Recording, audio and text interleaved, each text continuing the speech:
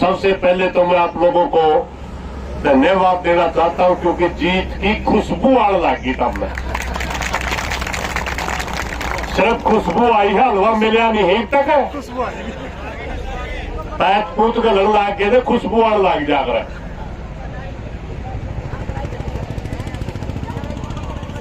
और खुशबू क्यों आई? क्योंकि वो सामान आप लोगों ने दिया, घी, पानी, चीनी, आटा आप लोगों ने उपलब्ध करवाया, और आंख काट के उसे हलवा बनानी है दिन कहती बड़ा नहीं तरह लठ मारांगे, तब यह खुशबू आई। मगर साथियों एक बात याद रखना, ये भारतीय जनता पार्टी के लोग हैं। इनसे पहले भी हमने सरकारें देखी, चौधरी बंसीलाल का शासन देखा, बदलाल का शासन देखा, ओम प्रकाश चौटाला का शासन देखा।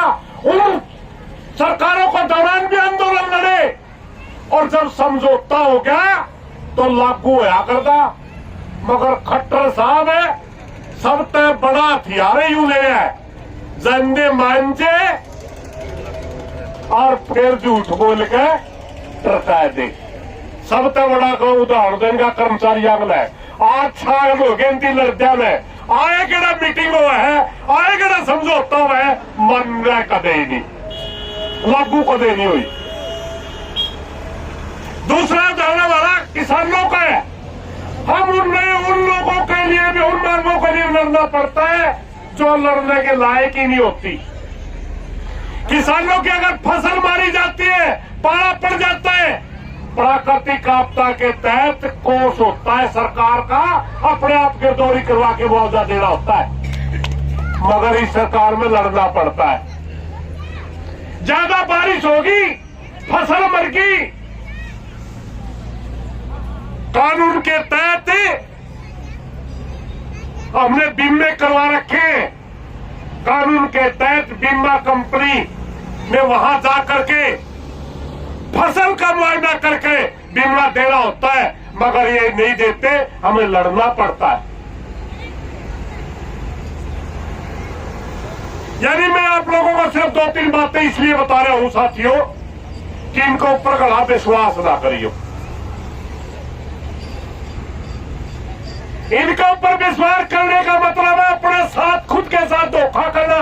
आप लोगों ने पिछला संघर्ष भी देखा, 34 दिन धरने पर बैठने के बावजूद मीठी गोली देकर खा दिए, जो चूसने में बड़ी अच्छी लगी, मगर बाद में उसका इतना कड़वापन आया कि इस पर पूरे गांव को ही बर्बाद करने पर तुल गए लोग। अच्छी बात है आपकी बातें चल रही है, अच्छी बात है, क्योंकि दुनिया के अंदर ऐसी कोई समस्या नहीं होती जो बातचीत से हल नहीं होती। बातचीत से ही समस्या के समाधान होते हैं। मगर बेईमान निकले, बेईमान ने तो बात करनी पड़ा करे। मैं यहां बैठा था, मान साहब बोल रहे थे, एक बात कह रहे थे, जाति धर्म के ऊपर में हमारे को बांट दिया जाता है। भाई ये नहीं बांटते हम बता, ये तो क्या कहेंगे सारी को नहीं मानते, या क्या तो मान रहा। मैं इसके ऊपर एक छोटी सी बात बताता हूं साथियों। जाति कब से आई? सबसे पहले जब हम खेती करते थे, हमारा समाज एक होता था।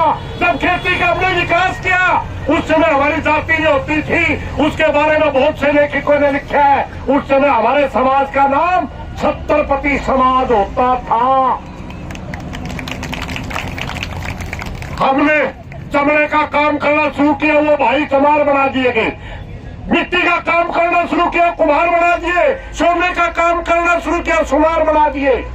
और गुर्जर जाट का तो मामला थोड़ा सा था, कट्ठे टांगल पाड़ा कर दे, जिसने कह रख ली वो गुर्जर रह गया, जिसने उसके बाछड़े जोड़ के हड़बा दिया जाट बन गया। इतना फर्क था। जिसने छत्तरवार था ये ठाकुर बन गया। हमारा कोई अंतर ही नहीं है। ये बकवास है सारी। ये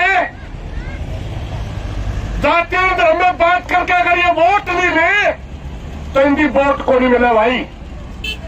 अपने गरज के लिए आज से शुरुआत नहीं है, अपनी गरज के लिए बहुत से लोगों ने जातियों को इस्तेमाल किया है और झूठ बोल के किया है। हमारा डूम भाई मिरासी होया करे ना, एक अपने ती लेन का मारा रुका कहा राजा तेरे सोने के मंदिरे देखे कदे सोने के मंदिरे लेन खातर कराया करा भाई। जात का नाम है वोट लेन खातर कर। इन्होंने नहीं बांटा अपने को, हम खुद बटे। जब हमारी समस्या साध लिए, जब हमारा काम एक है, जब हमारा रहन सहन एक है, जब हमारी संस्कृति एक है, जब हमारी भाषा एक है, तो हम क्यों मुकाबला का भाई? ये हमारा काम है, हम लाला का।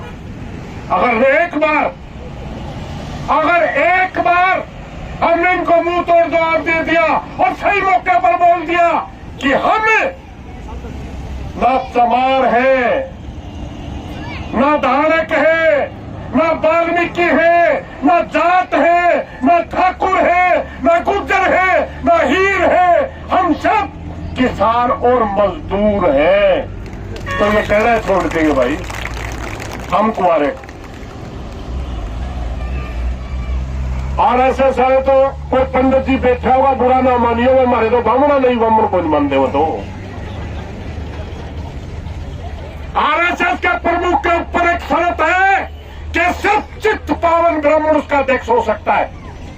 हमारे तो ब्राह्मण भाई हमारे गलत खेती करनी है, हमारे मंदिरा में बैठे हैं, हमारा भाईचारा निभावे है, परमात्मा का राम का नाम ले रहे हैं, मंदिर का न भाई झाड़ू पोछा करते हैं और गांव बड़े भाई पे एक एक पीपा अनाज का दे दे फसल पे।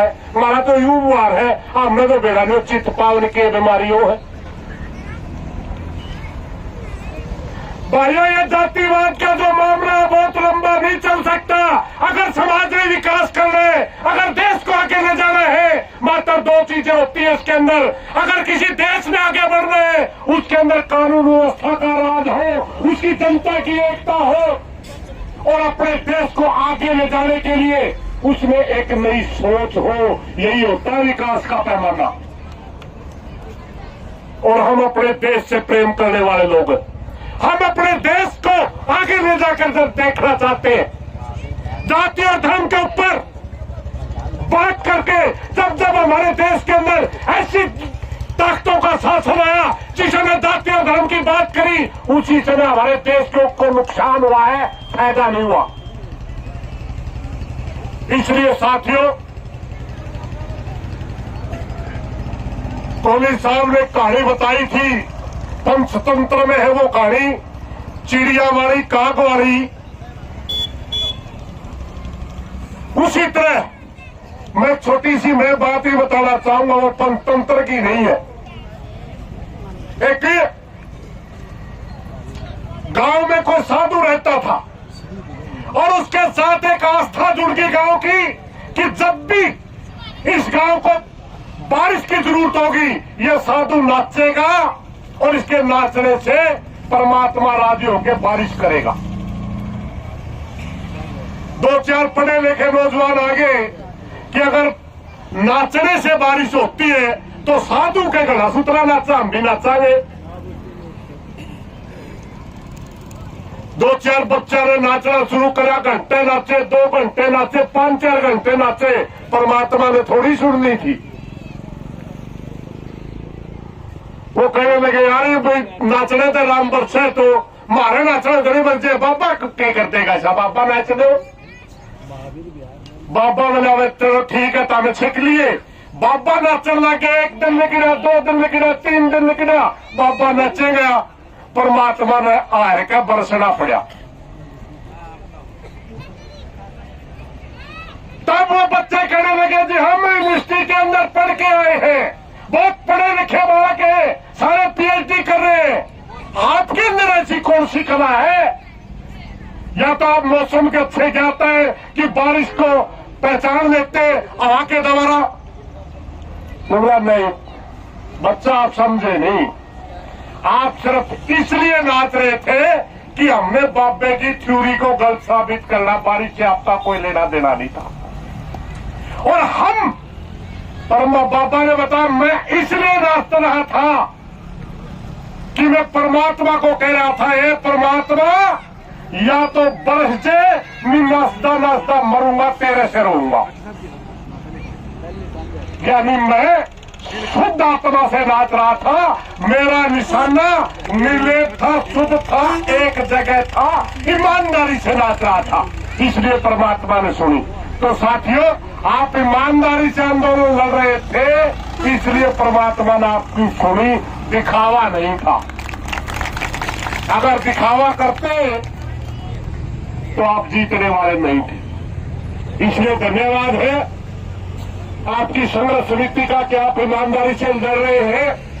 और मैं पुनः फिर आपको एक हाथ जोड़ के प्रार्थना जरूर करूंगा, इन जनता का संघर्ष, इस जनता का संघर्ष जाया नहीं जाने देना। ये आपके ऊपर विश्वास करके बैठे हैं, ये आपके ऊपर पूरी तरह समर्पित है कि हमारे नेता जो कहेंगे 100% सही कहेंगे, इसमें कोई इफ और बट नहीं होगी। इसलिए मेरी प्रार्थना संघर्ष समिति से धोखे में नहीं आना। अगर सरकारों के धोखे में आप आ गए तो जनता आपके ऊपर फिर बाद में वो बातें टाइम नहीं आता, फिर जनता ने नु कहा करे फलाना थोड़ा सा नीचे हो गया, वो बातें दोबारा नहीं आती। इसलिए कोई गलत बात लग रही हो, माफी चाहूंगा। धन्यवाद साथियों। मैं एक नारा जरूर लगाऊंगा, जब समाज एकता करता है तो मरने से नहीं डरता। ये मैसेज का नारा हमारा उसको सीआईडी से के माध्यम से सरकार को भी मरण का हमारा कोई फर्क नहीं पड़ा करता। हमारी बात मान लेगा तो बढ़िया है, और नहीं तो हम बैठे हैं। जब समाज एकता करता है, मैं कल्ला फालतू बोलूं, मरने से नहीं डरता है, मरने से नहीं डरता है, या लाठी से नहीं डरता है, कह दो कोई फर्क नहीं पड़ता है। के कह देगा हाँ कल आया मरना तो भाई। जब समाज एकता करता है, वो भाई ताशे खेलने लाग रहे हैं। एक बात बताऊं मैं ताशा में भाइयों, इस ताशा में से कोई ना जीता ना को आ रहा। पास बैठते नुकेंगे के बेगी होगी, कदे नहीं आई को ना आया कर। धन्यवाद भाइयों।